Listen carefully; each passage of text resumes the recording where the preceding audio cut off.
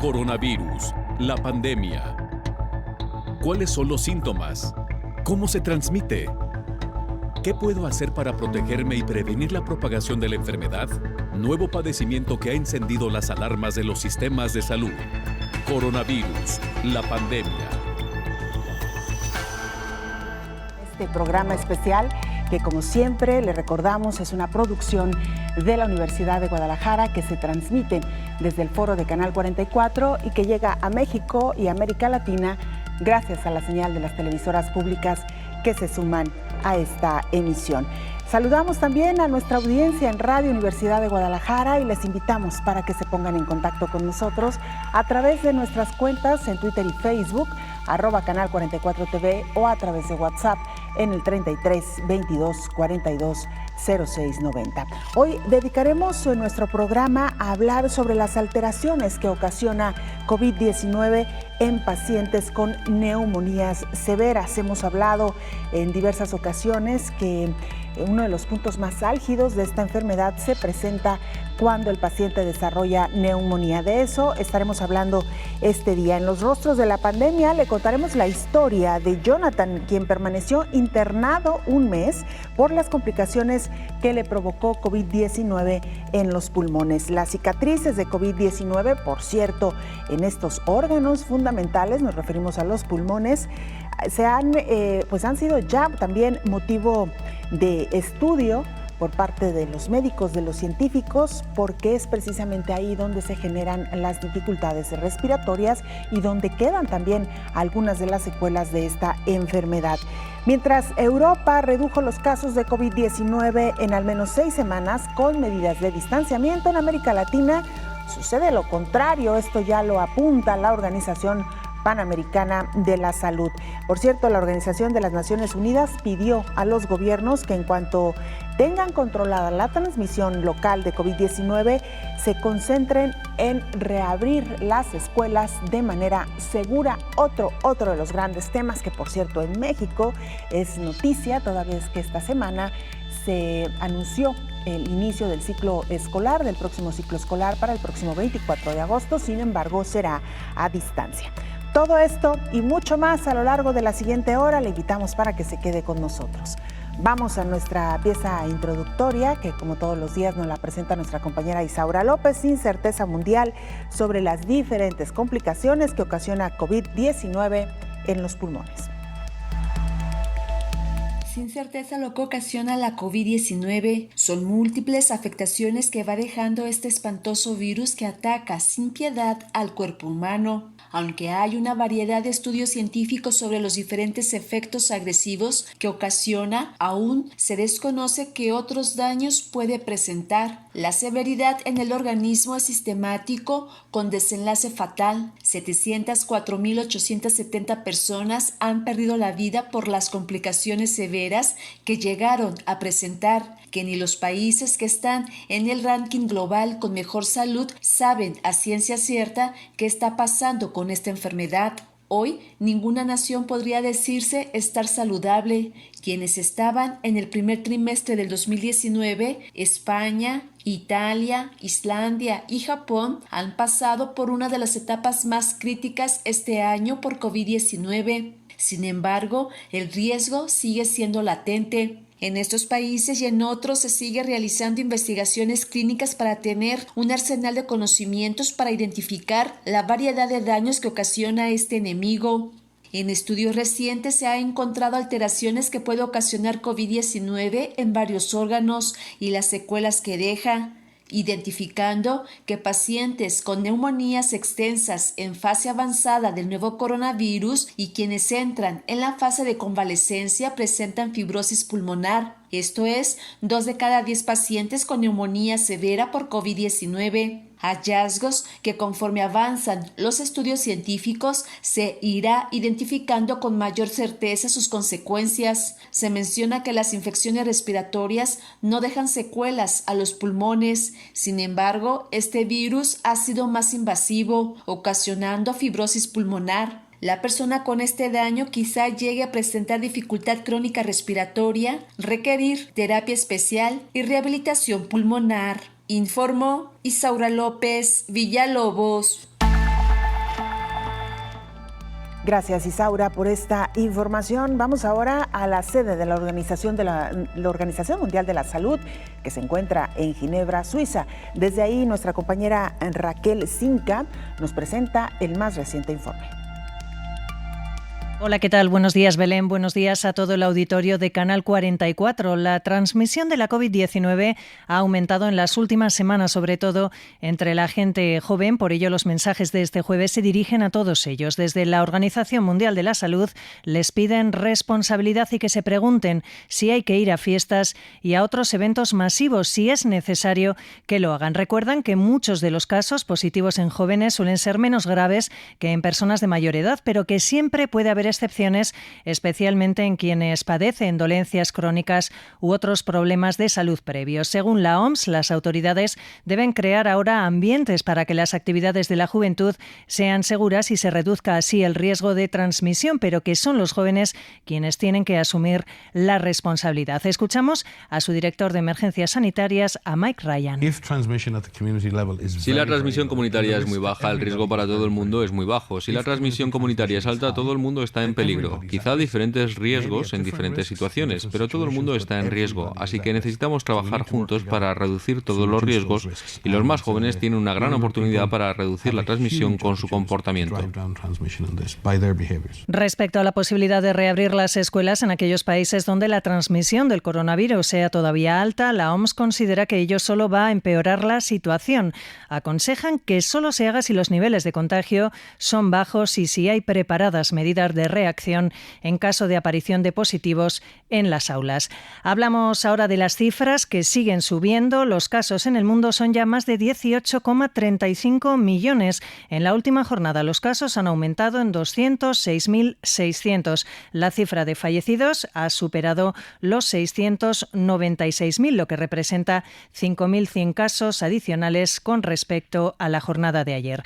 En España también se han disparado los casos, por ello son varios los gobiernos que han comenzado a endurecer ya las medidas de control. Por ejemplo, Alemania, Francia y Bélgica han reforzado este jueves los controles sanitarios obligatorios para los viajeros que lleguen desde España. Otros 29 países obligan a todos los ciudadanos procedentes de este país a mantener un encierro preventivo por espacio de 14 días. Entre ellos se encuentra Suiza, Ecuador, Irlanda, Noruega, Reino Unido o Rusia. Reportó desde Europa Raquel Zinca para el programa Coronavirus, la pandemia. Muchas gracias, Raquel, por esta información que nos da pie para iniciar la charla con el doctor Héctor Raúl Pérez Gómez, infectólogo. Doctor, ¿cómo le va? Bienvenido. ¿Qué tal, Belén? Buen día, qué gusto saludarte. Igualmente, doctor, retomando un poco de lo que nos contaba nuestra compañera Raquel, el hecho de que algunos países están de nueva cuenta cerrando sus fronteras a otros países que ya habían controlado la pandemia, pero que de nueva cuenta y en los últimos días han tenido repuntes, como es el caso de España, doctor. Efectivamente, y es una de las medidas que hay que adoptar sin esperar mucho tiempo para lograr la contención de un rebrote en cualquier parte del mundo. Recordemos que los países que lograron mayor control de la pandemia durante los primeros meses, mismo China, ellos cerraron fronteras. Para empezar, cerraron accesos a Wuhan, la ciudad epicentro, cerraron los accesos a Hubei y de igual manera luego cerraron fronteras. Y esto ocurrió con muchos países, lo adoptaron como una medida de mayor seguridad. Entonces, no es de extrañar que precisamente países que ya han bajado la curva a niveles de mucho control, pero que identifican que puede existir flujo migratorio o simplemente un alto flujo de visitantes, pues deben mantener control de fronteras. Eso es una medida internacional válida, básica también, y probablemente lo estemos viendo con muchos países. Claro. Doctor, antes de continuar con nuestro tema, si me permite, vamos a conocer la historia de Jonathan, un joven que bajó 20 kilos tras permanecer internado por un mes por complicaciones precisamente con esta enfermedad COVID-19. Vamos a conocer esta historia, lo cual también nos permitirá abrir otro de los grandes temas que hoy abordaremos a lo largo de este espacio. Los 5 integrantes de la familia de Jonathan se infectaron de COVID-19, pero él fue el único que requirió hospitalización. Jonathan tiene 29 años. Es el más joven de esta familia que reside en la Ciudad de México, el epicentro de la epidemia en el país. Tenía una evolución de la enfermedad 15 días antes de ingresar al hospital. Presentaba dificultad respiratoria con un índice de saturación en la sangre de 74%. Llegó con neumonía viral. Ingresó muy grave a un hospital del Instituto Mexicano del Seguro Social. Un día después fue intubado por la lesión pulmonar. Duró intubado 22 días. La gravedad de su caso fue tal que tuvo una falla cardíaca y daño pulmonar severo. Por la lesión pulmonar tan severa que presentaba, fue colocado boca abajo. Le administraron oxígeno con mascarilla parcial, pero solo alcanzó una saturación del 88% sin presentar mejoría. El especialista en medicina interna, Juan Cruz García Rodríguez, explicó que se logró extubar a Jonathan de una forma muy lenta y mejorar la saturación en 85% y sin tanta presencia de oxígeno. Su pronóstico de sobrevida no era muy bueno debido a que tenía una afectación en sus pulmones del 60%, la cual es irreversible porque su tejido se dañó. Jonathan no era hipertenso o diabético, pero tenía obesidad. Luego de un mes internado, bajó casi 20 kilos. A consecuencia de la neumonía causada por la COVID-19, Jonathan desarrolló fibrosis pulmonar. Es un padecimiento que se presenta con más frecuencia en adultos mayores que tuvieron una exposición a una mina o al humo del cigarro por más de 40 años, pero Jonathan no es una persona fumadora, refirió el médico. Jonathan tiene 2 secuelas: la afectación muscular con cansancio y debilidad, una parálisis parcial generada por el mismo virus y por el efecto del relajante que recibió en el tratamiento. Fue dado de alta con la afectación del 60% en sus pulmones, por lo que recibirá rehabilitación pulmonar para recuperar un poco de la lesión para evitar una fibrosis mayor, informó Elizabeth Ortiz. Vaya historia esta, doctor. Un joven que estuvo hospitalizado casi durante un mes por COVID-19 y ya escuchábamos todas las consecuencias, las secuelas que dejó la enfermedad. Y quisiéramos centrarnos, doctor, en qué pasa con los pulmones cuando un paciente registra COVID grave. Bueno, los pulmones primero sufren un proceso inflamatorio grave, un proceso inflamatorio que puede de igual manera ser condición propicia para que aparezcan infecciones sobreañadidas, infecciones bacterianas, por ejemplo, pero incluso en aquellos en donde la neumonía es causada exclusivamente por SARS-CoV-2, el agente etiológico de COVID-19, los pacientes, hasta en un tercio de las casuísticas que se han reportado de neumonías graves, pueden tener a mediano o largo plazo el desarrollo de fibrosis pulmonar. Esta situación es muy preocupante, Belén, porque recordemos que aproximadamente el 15% de los pacientes que tienen COVID-19 van a requerir hospitalización, habitualmente por motivo de insuficiencia respiratoria.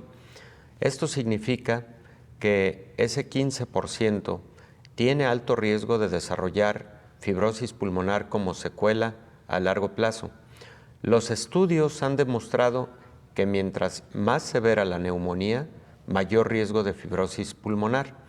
Pero no olvidemos también que el 85% de los pacientes que se pueden manejar ambulatoriamente en casa, también ahí hay un segmento que puede tener una neumonía, aunque leve, que se puede manejar de manera ambulatoria, y también ese grupo de pacientes puede tener riesgo de desarrollar fibrosis pulmonar. Esto quiere decir que estamos viviendo, digamos, la parte aguda de una pandemia en donde, por supuesto, hay que salvar vidas, en donde hay que evitar la transmisión a toda costa, todo lo que ya hemos comentado en esta mesa, que son las altas prioridades en la contención y la gestión de esta pandemia. Pero luego vendrá un momento, de hecho yo creo que ya lo estamos viviendo con pacientes que tuvieron la afectación durante los primeros meses de esta pandemia, en donde habrá que rehabilitar, habrá que revisar cómo quedó la función pulmonar de estos pacientes, y con la rehabilitación tratar de restablecer al máximo posible esta función pulmonar, porque esa secuela causa muchas limitaciones desde el punto de vista, por supuesto, a la salud, limitaciones fisiológicas en general, pero también muchas limitaciones, por ejemplo, laborales. Hay personas que requieren de un óptimo funcionamiento respiratorio para el tipo de actividad, el tipo de trabajo que desarrollan, y ahí nos vendría otro problema. Por eso es importante detectar oportunamente. Con esto vamos a regresar, doctor. Doctor, después de la pausa, usted no se vaya, volvemos con más.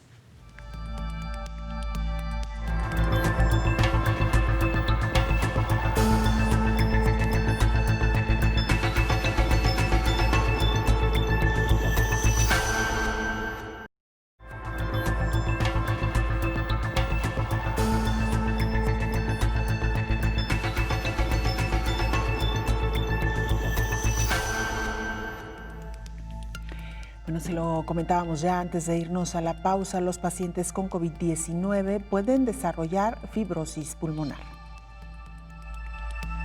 Las infecciones virales respiratorias no suelen dejar secuelas pulmonares, pero no sucede lo mismo con las infecciones por coronavirus. En la epidemia del síndrome agudo respiratorio severo de 2003, causado por el SARS-CoV-1, y del MERS en 2012, se observaron diferentes grados de fibrosis pulmonares residuales en los pacientes que sobrevivieron a la enfermedad, según las pruebas de imagen y los test de función pulmonar. Aunque todavía no hay claridad en las secuelas del SARS-CoV-2, alrededor de un tercio de los pacientes que desarrollan neumonía presentarán alteraciones fibróticas pulmonares. Las características de imagen de la neumonía por COVID-19 son diversas, desde apariencia normal hasta cambios difusos en los pulmones. Además, se observan patrones radiológicos en diferentes momentos a lo largo del curso de la enfermedad. Neumólogos de varias partes del mundo han señalado que las cicatrices del COVID-19 en los pulmones de los pacientes más graves puede generar desde dificultades respiratorias crónicas a fibrosis pulmonar o neumonía organizada. Así se confirmó con el estudio realizado en Hong Kong con los primeros pacientes recuperados, en donde detectaron que los pacientes pueden tener una función pulmonar reducida, ya que se quedan sin aliento mientras caminan de manera rápida. Este daño en el tejido pulmonar significa que en algunas zonas se pierde la estructura normal pulmonar y aparecen cicatrices que dificultan su funcionamiento, informó Rocío López Fonseca. Doctor Héctor Raúl Pérez Gómez, infectólogo, ¿cuál sería entonces la recomendación para un paciente que se ha recuperado de COVID-19, pero que transitó por la enfermedad principalmente de manera grave, hay que decirlo? Ese paciente debe tener un monitoreo de su función pulmonar, preferentemente en manos de un neumólogo o de un médico internista. Existen métodos para estar definiendo la función pulmonar. Son parámetros que a través de pruebas como la espirometría nos pueden indicar si un paciente quedó con restricción pulmonar o con obstrucción pulmonar o con ambas situaciones, y lo podemos explicar en un momento. De igual manera, es importante el monitoreo con estudios de imagen. Un paciente con COVID-19 que desarrolla neumonía, frecuentemente a través de una tomografía axial computarizada torácica, podemos evidenciar de manera muy temprana los infiltrados inflamatorios que se empiezan a presentar en el parénquima pulmonar, en el tejido pulmonar. Estos pacientes, que dicho sea de paso, lo hemos comentado en múltiples ocasiones, requieren de un monitoreo estrecho de su oximetría, su concentración de oxígeno sanguíneo. Son pacientes en los cuales, si advertimos que empieza a ocurrir una reducción en la concentración de oxígeno arterial, deben entonces ir a hospitalización para darles soporte con oxígeno inhalado, posiblemente a través de la vía nasal, sin intubación endotraqueal, sin soporte todavía mecánico, salvo aquellos en donde el suplemento de oxígeno nasal o con mascarilla no es suficiente para mantener una buena oxigenación tisular. Esos pacientes son los que posiblemente lleguen hasta intubación endotraqueal y ventilación mecánica asistida. Este último grupo son los que tienen mayor riesgo de fibrosis pulmonar. Bueno, pues son particularmente los pacientes que deben tener este monitoreo a largo plazo. Preferentemente todos los pacientes con hospitalización y el monitoreo, como antes te comentaba, incluye los estudios de imagen. ¿Por qué los estudios de imagen también son muy importantes, además de los estudios espirométricos? Bueno, porque nos permiten saber cuando un paciente quedó completamente libre del proceso inflamatorio en el tejido pulmonar, pero además nos permiten identificar si quedó como secuela fibrosis pulmonar. Algunos de los estudios de imagen además son capaces de detectar de manera muy temprana la fibrosis pulmonar a través de algunos métodos conocidos como elastografías, etcétera. Entonces, no debe quedar un paciente solo con la idea de que pasó COVID, me fue muy mal porque tuve mucha dificultad para respirar, tuve una neumonía, estuve hospitalizado, pero afortunadamente ya pasó. Qué bueno que ya pasó el episodio agudo. Existe una posibilidad, no en todos, de que haya dejado alguna secuela. Por favor, estúdiese, no deje de atender a sus citas para identificar si desarrolló alguna afectación pulmonar que a mediano o largo plazo le pueda generar un problema respiratorio o un problema funcional en general. Claro. Doctor, estamos hablando hasta ahora de los pacientes que cursaron la enfermedad de forma grave y que desarrollaron o les diagnosticaron incluso neumonía. ¿Qué pasa con aquellos pacientes, y hemos escuchado varios casos, que pudieron recuperarse en casa, no transitaron por la enfermedad de manera grave, pero refieren un dolor intenso en el pecho, a la altura del pecho, y refieren haber tenido dificultad para respirar durante el tránsito de la enfermedad, sin que esto hubiera requerido ayuda ventilatoria o hospitalización? En esos casos, ¿es probable que haya quedado daño pulmonar, doctor? Es probable. También esos pacientes en esas circunstancias clínicas deben seguir con monitoreo y tener vigilancia a mediano y largo plazo. Ocurre algo muy peculiar con respecto a COVID-19. La nota que nos compartía Rocío López Fonseca hace un momento habla de algo muy importante.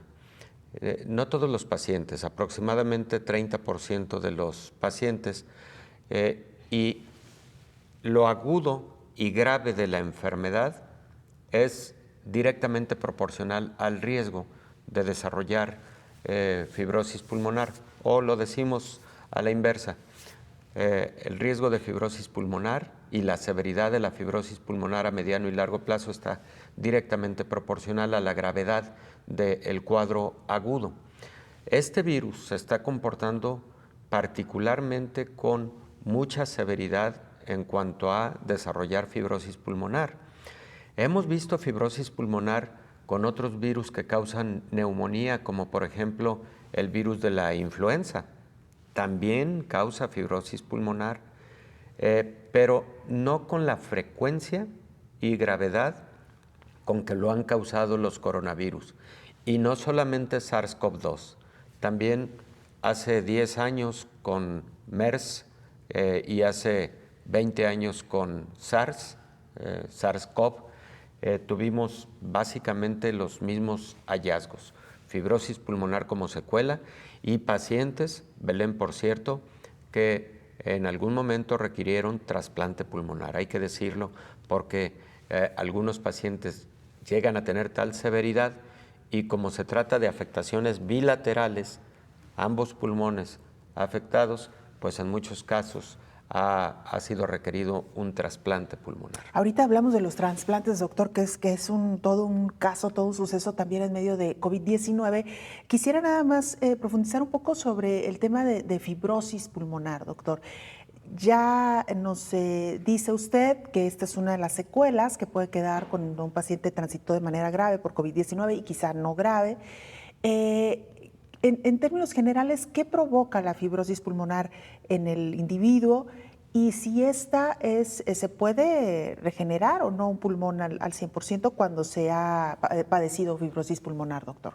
Habitualmente no se regenera al 100%. Se puede ganar función pulmonar utilizando estrategias de rehabilitación pulmonar. Pero ¿qué ocurre?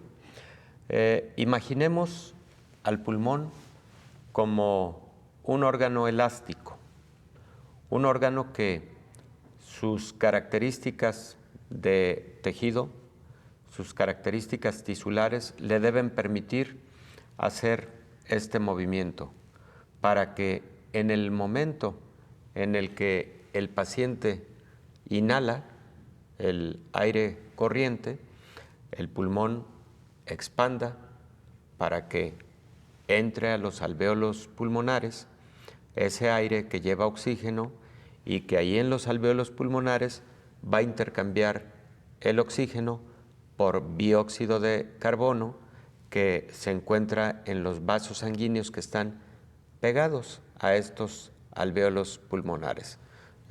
Quiero explicarlo de forma así muy sencilla y muy coloquial. El tejido pulmonar, cuando empieza a tener fibrosis pulmonar, pierde la capacidad para hacer esa expansión adecuada para la entrada de aire. Cuando se pierde esa capacidad, entonces el paciente no incorpora suficiente aire ambiental, por lo tanto no incorpora suficiente oxígeno y entonces no existe intercambio de oxígeno con dióxido de carbono en niveles normales y esto, bueno, puede provocar lo que conocemos como hipoxemia crónica. La baja cantidad de oxígeno en sangre de manera crónica puede dañar a diversos órganos, sobre todo al cerebro, al corazón, a los riñones. Entonces, a largo plazo se ven afectados no solamente el pulmón, sino otros órganos. Eso es lo que ocurre con fibrosis pulmonar. Pero además hay otra situación. Belén, recordemos que el pulmón tiene dentro de sí, entre su tejido, pues a las vías respiratorias mayores y luego de menor y menor calibre, hasta llegar a bronquiolos y alvéolos pulmonares. Pero además, en la trama del tejido pulmonar se encuentran muchos vasos sanguíneos, se encuentran los vasos sanguíneos, tanto venas como arterias, y cuando existe entonces fibrosis pulmonar, el tejido fibrótico puede empezar a atrapar a estos vasos sanguíneos. De igual manera, luego no les permite la elasticidad que deben tener y entonces una complicación también de la fibrosis pulmonar es lo que conocemos como hipertensión pulmonar, en la cual el órgano que inmediatamente sufre después del pulmón es el corazón, porque recordemos que el corazón le envía la sangre al pulmón a través de las arterias pulmonares. ¿Para qué? Para que el pulmón haga lo correspondiente en la oxigenación sanguínea. Al tener un pulmón fibrótico, al tener un pulmón acartonado, entonces la sangre que debe de venir por las arterias pulmonares no entra adecuadamente, encuentra una resistencia ahí y entonces el que sufre inmediatamente es el corazón, el que está enviándole la sangre al pulmón. Claro. Y por eso se desarrolla lo que conocemos como hipertensión pulmonar en estos pacientes. Una de las consecuencias, doctor. Vamos Sí. a regresar con más de lo que ocasiona una fibrosis y cuáles alternativas hay en caso de registrar un cuadro grave de fibrosis. Con esto y más volvemos.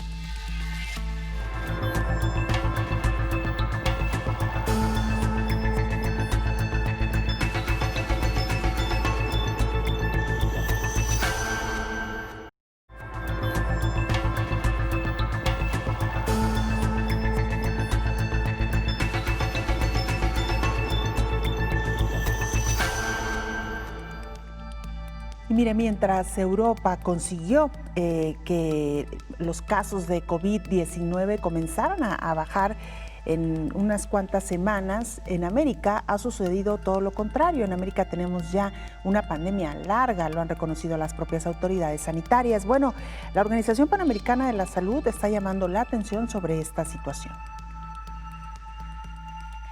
El patrón de transmisión que ha ocurrido en América Latina de COVID-19 es distinto al de Europa, donde hubo una explosión, pero con medidas de distanciamiento social muy fuertes se logró la reducción de casos en un lapso de 4 a 6 semanas, explicó Jarbas Barbosa, subdirector de la Organización Panamericana de la Salud. Sin embargo, en América Latina las medidas para reducir la curva no alcanzaron la efectividad en la mayoría de los países para bajar la transmisión, añadió. En México el pico sería en agosto, según el pronóstico del organismo internacional en la región de las Américas. En la gran mayoría de los países la tendencia todavía es de una transmisión muy importante, por lo que se deben mantener las medidas para reducirlas lo más rápido posible, tomando en cuenta al sector de la economía informal. Hasta ahora el número acumulado de casos por COVID-19 en América ascienden a 9.7 millones y 365.334 muertes. De acuerdo con la Organización Mundial de la Salud, la curva en México luce así. Apenas el 3 de agosto tuvo el pico máximo de 9.556 casos registrados en 24 horas. La COVID-19 en Estados Unidos muestra una curva seguida de un descenso y posteriormente un repunte más alto que en la primera etapa de la epidemia. En el caso de Brasil, la curva muestra altibajos, pero el patrón todavía muestra un ascenso. Por ejemplo, el 31 de julio registró un récord de 69.074 casos en un día, informó Elizabeth Ortiz. Bueno, ya lo vio usted en las gráficas, las curvas totalmente erráticas en lo que a países de América se refiere. Por cierto, vamos a Guatemala, donde nuestro compañero Javier Corleto, coordinador general de TV USAC, nos presenta el siguiente reporte. Javier, te escuchamos. Saludos cordiales a todos desde Ciudad de Guatemala. A continuación les presento un resumen de la pandemia de COVID-19 coronavirus en Guatemala. Desde el pasado 13 de marzo, cuando se detectó el primer contagio de COVID-19 en Guatemala, la pandemia ha ido creciendo en el país de manera estable hasta la segunda semana de abril, donde se tuvo un pico de 39 casos en un solo día, para luego seguir con la tendencia marcada de una veintena de casos diarios. Sin embargo, desde la segunda semana de mayo, los contagios comenzaron a incrementar de forma exponencial, de 68 casos diarios el 8 de mayo a 370 nuevos casos en un solo día el pasado 24 de mayo. En junio, se reportaron más de 1,000 casos diarios y en julio, con un nuevo tablero de datos, los números arrojan más de 45,000 casos y los fallecidos superan 1,700, cifras que han empezado a ser menos confiables. El presidente Alejandro Yamatei, el 5 de marzo del 2020, decreta junto con sus ministros el estado de calamidad, limitando concentraciones de personas y se prohíbe toda clase de espectáculos públicos, reuniones y eventos. Las restricciones se incrementaron con la suspensión de clases a todo nivel, paro laboral y suspensión de actividades no esenciales. Se prohibió el ingreso a extranjeros y el cierre de fronteras terrestres, aéreas y marítimas. También se ratificó el toque de queda, el cual a la fecha se sigue dando en horario de 6 de la tarde a 5 de la mañana del siguiente día. El presidente Yamatei anunció que durante el periodo de Semana Santa se restringía la movilidad y circulación para viajes de recreación familiar. A partir del 13 de abril, el uso de mascarilla es de carácter obligatorio en todo el país. Estas y otras medidas implementadas desde un inicio de la pandemia prevalecen actualmente con algunos cambios. También cabe mencionar la implementación de restricción por número de placas de la circulación de vehículos particulares. La Universidad de San Carlos de Guatemala ha continuado con la suspensión de clases presenciales, reforzando y actualizando sus diferentes plataformas para la continuidad de clases en línea. Durante 150 programas de coronavirus la pandemia, TV USAC, el canal de la Universidad de San Carlos de Guatemala, ha cumplido con la labor informativa ininterrumpida, por lo que agradecemos al canal 44 de la Universidad de Guadalajara por este programa que en nuestro caso ha llegado al interior de la República. Saludos desde Ciudad de Guatemala. Esperamos que se encuentren bien. Cuídense. Muchas gracias, Javier Corleto, por esta información. Por supuesto, también nuestro deseo es de que ustedes se encuentren bien y aprovechamos, como siempre, para enviar un abrazo a nuestros hermanos guatemaltecos. Regresamos a nuestra charla con el infectólogo Héctor Raúl Pérez Gómez. Doctor, hablábamos ya tan solo de una de las muchas consecuencias que puede generar la fibrosis pulmonar, secuela de COVID-19. Hasta ahora lo que se ha podido investigar. Hablaba usted del corazón, pero hablaba también de otros órganos que pueden sufrir también cuando se tiene fibrosis pulmonar. Sí, definitivamente, Belén, la hipoxemia que puede generar la fibrosis pulmonar, particularmente cuando esta es una fibrosis severa, puede afectar a cualquier órgano y sistema. El corazón y el cerebro son de los órganos que más sufren ante hipoxemias prolongadas, y estos dos órganos, en particular el corazón, sobre todo cuando existe también una enfermedad cardiológica preexistente, pueden tener consecuencias severas, graves, como el caso de infarto agudo del miocardio, o pacientes que, teniendo hipoxemias prolongadas, pueden sufrir arritmias cardíacas que requieran intervenciones mayores, como la colocación incluso de marcapasos, dependiendo de la severidad y el tipo de arritmia, por ejemplo, ¿no? Fíjate que, hablando de secuelas, aunque estamos enfocando el día de hoy a secuelas eminentemente pulmonares, me parece interesante comentar que hace una semana aparece una publicación muy interesante con respecto a posibles secuelas neurológicas, o por lo menos hallazgos a mediano plazo en estudios cerebrales, en mapeos cerebrales y en estudios de imagen de pacientes que tuvieron COVID-19.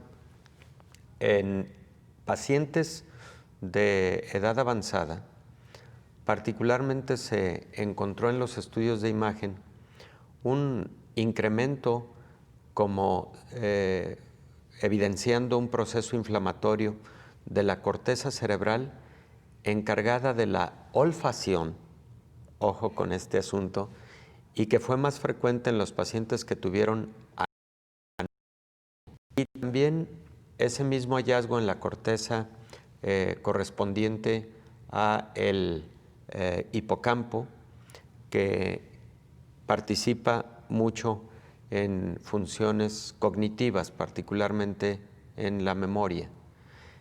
Esta situación nos debe llamar mucho la atención, porque también platicábamos en algún programa hace un mes posiblemente, que comentábamos sobre las complicaciones neurológicas y psiquiátricas o neuropsiquiátricas de pacientes con COVID, que una de ellas, y no necesariamente por motivos de la edad, eran trastornos de la memoria agudos, sobre todo en pacientes que tuvieron hospitalización. Pero resulta que en este estudio al que te hago referencia de hace una semana, cuando abordan a los pacientes que tuvieron este hallazgo, se encuentran con que tienen alguna disminución de funciones cognitivas, sobre todo de la memoria. No severas, pero sí están ahí presentes. Entonces, es algo a lo que también hay que ponerle mucha atención, y es algo que también debe ser monitoreado a mediano y largo plazo. Claro. Doctor, sobre las terapias de rehabilitación hablábamos ya un poco, usted mencionaba ejercicios de respiración, deporte, incluso hablaba de la posibilidad de fármacos para tratar fibrosis. ¿Qué se tiene en este sentido, doctor? Mira, Belén, si hablamos de fármacos, hay algunos que se utilizan para fibrosis pulmonar de otra naturaleza, porque existe fibrosis pulmonar, ya lo escuchábamos, asociada a tabaquismo, a inhalar durante periodos prolongados de tiempo humos de otra naturaleza, químicos, solventes, etc. Bueno, en pacientes, y hay una forma de fibrosis pulmonar, por cierto, conocida como fibrosis pulmonar idiopática. No sabemos por qué, se cree que tiene un origen genético, pero son pacientes que incluso a mediana edad desarrollan fibrosis pulmonar, sin haber tenido exposición a tabaco, a humos, etcétera, ningún otro agresor pulmonar.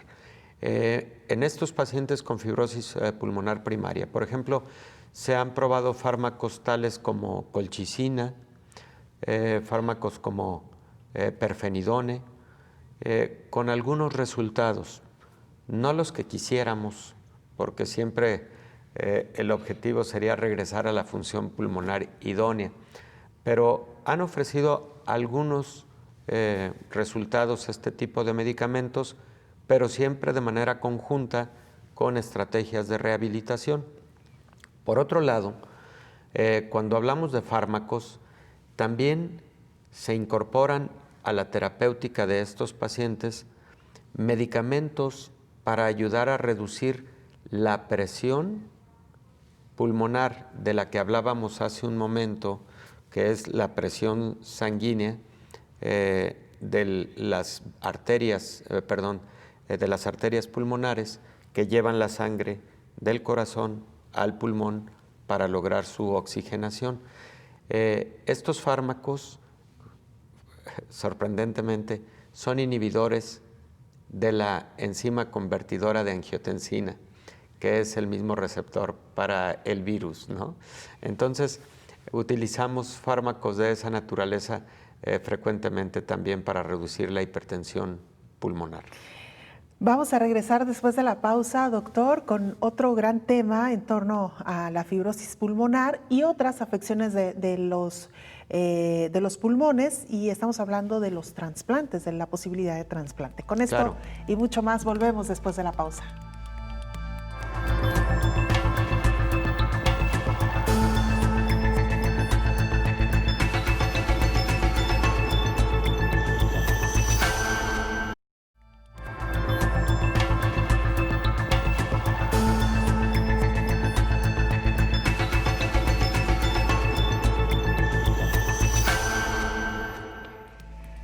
Y mire, ha sido todo un tema también el eventual regreso a clases, y nos referimos al regreso a clases de manera física a los espacios escolares, porque cada país lo ha hecho de manera distinta y cada uno ha tomado también sus propias decisiones. En este caso, la Organización de las Naciones Unidas está alertando que cerca de 24 millones de estudiantes de nivel básico hasta universidad podrían abandonar las clases en medio de esta pandemia. La Organización de las Naciones Unidas pidió a los gobiernos que en cuanto hayan controlado la transmisión local de COVID-19, se centren en reabrir las escuelas de manera segura para evitar una catástrofe generacional. El secretario general de la ONU, Antonio Guterres, aseguró que las decisiones que los gobiernos tomen ahora tendrán un efecto duradero en millones de jóvenes, así como en las perspectivas de desarrollo de los países durante decenios.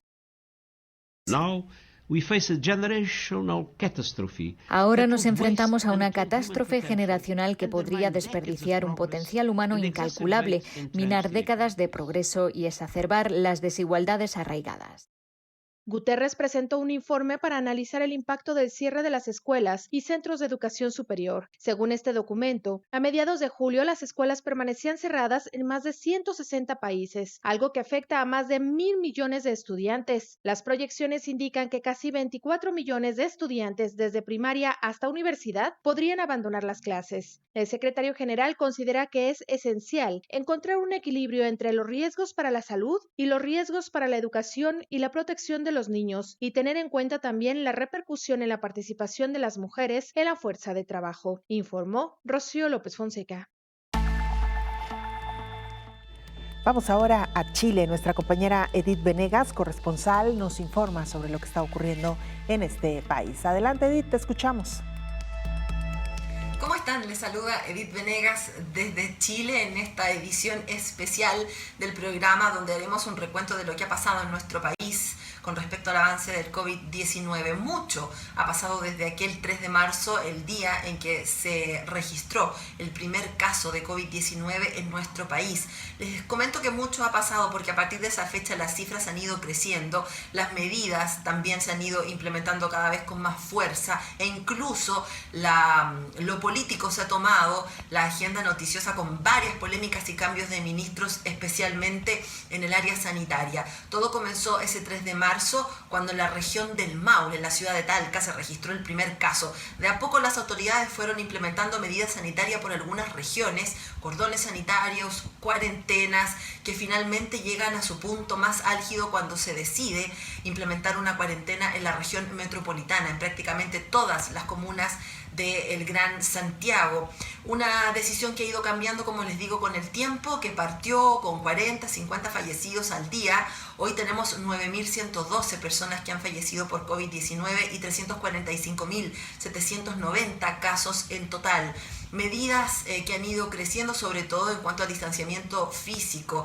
Clases, por ejemplo, en los colegios se suspendieron inmediatamente a partir del mes de marzo hasta el día de hoy, y recién en las últimas semanas se ha decidido comenzar a tratar de implementar las clases presenciales, pero esto a partir del mes de agosto, si es que los números así lo confirman. Polémicas políticas también para el presidente Sebastián Piñera en materia económica, que en este minuto tiene a nuestro país sumergido en una división a raíz del retiro de los fondos de pensiones, que finalmente fue aprobado por el Congreso Nacional. Esto fue muy polémico, partió hace un par de semanas. Se ha criticado la lentitud de la ayuda del presidente Sebastián Piñera, que finalmente desemboca en la necesidad de retirar el 10% del total de los fondos que cada una de las personas en Chile tiene en sus pensiones. Yo creo que esa es una de las medidas quizás más polémicas. También el cambio del ministro de Salud, el exministro Jaime Mañalich, en el mes de mayo, comenzó a hablar de una nueva normalidad. Declaraciones que tuvieron repercusiones serias y un aumento claro en los casos de nuevos contagios. El actual ministro Enrique París ha sido más cauteloso con respecto a este retorno a la normalidad. Ese es el balance que podemos hacer durante todos estos meses en Chile del COVID-19. Aún permanecen algunas cuarentenas en la región metropolitana, pero sí se ha dado inicio a un proceso que han llamado paso a paso, donde existen diferentes fases, diferentes pasos, 4 en total, que van a permitir que el país de a poco vaya hacia el desconfinamiento. Les saluda desde Chile Edith Venegas. Muchas gracias, Edith, por esta información. Doctor Héctor Raúl Pérez Gómez, infectólogo, ¿qué posibilidades hay de, pues no tanto qué posibilidades, más bien, en qué casos se recomienda someter al paciente a un trasplante de pulmón? ¿Y qué tan frecuente es también esta posibilidad? Bueno, es frecuente, Belén. En algunos países existe una serie de programas a mayor escala para la realización de trasplantes pulmonares. Estados Unidos, por ejemplo, es un país que realiza una cantidad impresionante de trasplantes de pulmón por diversos motivos, no solo por fibrosis pulmonar, sino frecuentemente por otra enfermedad llamada fibrosis quística, que es una forma de fibrosis también, con un origen genético. España es un país que tiene alto liderazgo en trasplantes, pero en cuanto a qué necesidad podría existir para la realización de un trasplante, muchos pacientes requieren de un trasplante pulmonar, particularmente aquellos cuya función pulmonar no ha logrado un restablecimiento con estrategias de rehabilitación tal que mantengan al paciente en permanentes hipoxemias, que incluso con oxígeno suplementario todos los días no logren, no logren esos niveles de presión arterial de oxígeno para darle a los órganos vitales suficiencia para su adecuada función. Por supuesto que existen, además de los criterios para someter a un trasplante pulmonar, existen por otro lado los protocolos para someter a un trasplante pulmonar. La mayor parte de pacientes que son sometidos a trasplante pulmonar son precisamente por esta causa, por fibrosis pulmonar de diferente origen, idiopática, como antes comentábamos, fibrosis quística pulmonar y algunos pacientes en donde estuvo muy claro el motivo por el que evolucionaron a fibrosis, como el caso de enfermedades infecciosas. Hay pacientes, por ejemplo, con enfermedades infecciosas crónicas, como pacientes con tuberculosis, cuyo daño estructural al pulmón fue tan grave que pueden requerir finalmente un trasplante pulmonar, particularmente cuando el proceso infeccioso ya ha quedado resuelto.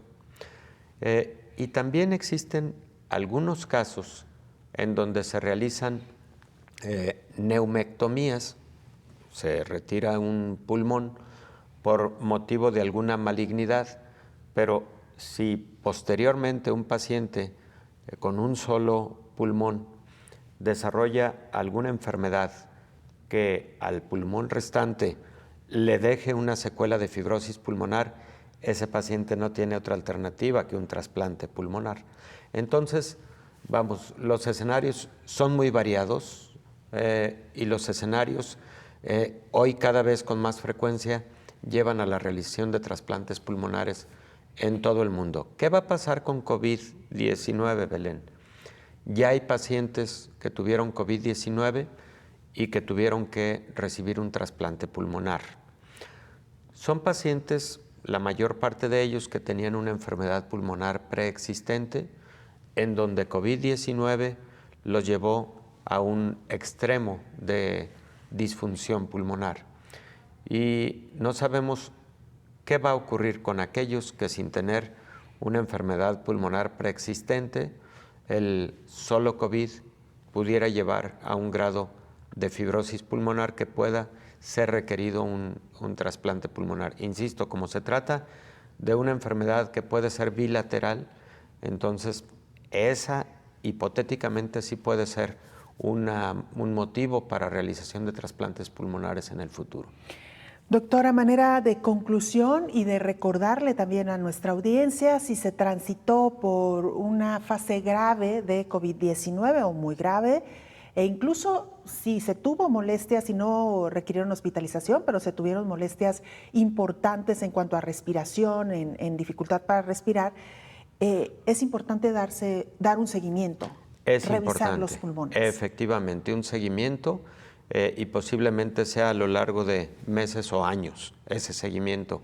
Y algo que me parece conveniente también comentar, en esta mesa hemos hablado de los estudios utilizando corticosteroides como dexametasona o metilprednisolona en los pacientes graves para disminuir la inflamación pulmonar. Bueno, los corticosteroides han demostrado que además de ayudar a resolver el cuadro inflamatorio agudo en un paciente con COVID-19, también han reducido el riesgo de fibrosis pulmonar y por lo tanto esta secuela a mediano o largo plazo. Utilización de corticosteroides de forma oportuna, metilprednisolona o dexametasona. Doctor, muchas gracias, como siempre. Gracias por acompañarnos. Gracias, Belén. Con todo gusto. Es el infectólogo Héctor Raúl Pérez Gómez. Antes de despedirnos, las primeras vacunas para el COVID-19 estarían listas en diciembre. El científico hondureño Salvador Moncada habló con la agencia EFE desde Londres, donde reside, refiriéndose a la esperada vacuna contra la COVID-19. Moncada aseguró que para diciembre de este año se podrían conocer las primeras vacunas, pero la efectividad a largo plazo de las mismas y si son aptas para distribuirse en todo el mundo, no se podrá saber en ese tiempo. Asimismo, el científico afirmó que siempre existe el peligro de que algunos de los países ricos quieran acaparar la producción de las vacunas, como ha sucedido, por ejemplo, con el Remdesivir, una de las medicinas que ha demostrado ser efectiva en el tratamiento de la enfermedad, que ha sido acaparada por Estados Unidos. No obstante, el científico cree que se está resguardando contra eso a través de consorcios que trabajan para la distribución equitativa de la vacuna como por ejemplo COVAX, que está siendo manejada por la Alianza Gavi, que es la Iniciativa Internacional de las Vacunas, la Coalición para las Innovaciones en Preparación para Epidemias CEPI y la Organización Mundial de la Salud. Ante esto agregó que las primeras 2 millones de vacunas que se adquieran mediante la Alianza Internacional seguramente no van a ser suficientes porque la primera producción posiblemente será distribuida a sectores de la población que la necesitan más. A esto añadió que la gente que está trabajando en los servicios de salud directamente tratando a los pacientes con COVID-19 está expuesta a la enfermedad, por lo que debería ser vacunada rápidamente. Después se debe seguir con los que tienen enfermedades de riesgo que las podrían poner en peligro, como los adultos mayores, que están siendo puestos en la lista de prioridades, y así sucesivamente. Sobre la eventual necesidad de una segunda o de varias dosis de la misma vacuna, Moncada dijo que es algo que la ciencia por ahora no puede responder. De esta manera llegamos al final de este espacio. Muchas gracias por habernos acompañado. Le invitamos para que nos sintonice en la siguiente emisión. Coronavirus, la pandemia.